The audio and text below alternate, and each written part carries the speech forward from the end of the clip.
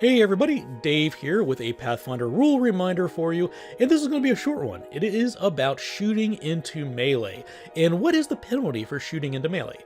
For those not familiar with what, quote, shooting into melee means, it means when you have one person in the party who's going head to toe with an enemy, and they're fighting in melee, and then you have another person in the party who's staying back, 7 or 8 squares, and using a ranged weapon to attack that enemy that's being fought toe-to-toe with your friend. What is the penalty for that action? And the reason why this question comes up is in most other D20 role-playing systems, especially Pathfinder 1st Edition, there was a penalty for shooting at an enemy that was engaged in melee combat with an ally.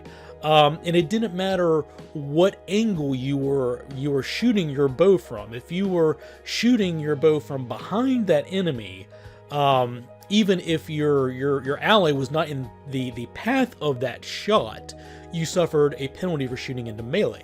The idea being, in reality, people don't stand in imaginary 5-foot squares and just stand still, swinging a weapon back and forth at each other.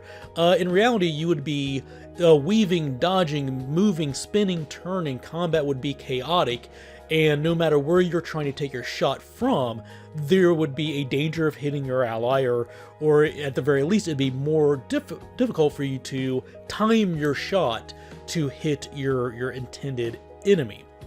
But in Pathfinder 2nd Edition, they've done away with that rule. There is no strict rule for shooting into melee.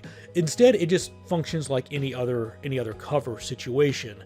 If you look at the tactical map, and there is an ally or any creature or large object in the path of your shot, then you're going to face lesser cover penalties. The enemy is going to have lesser cover, which is a +1 to their armor class for that shot.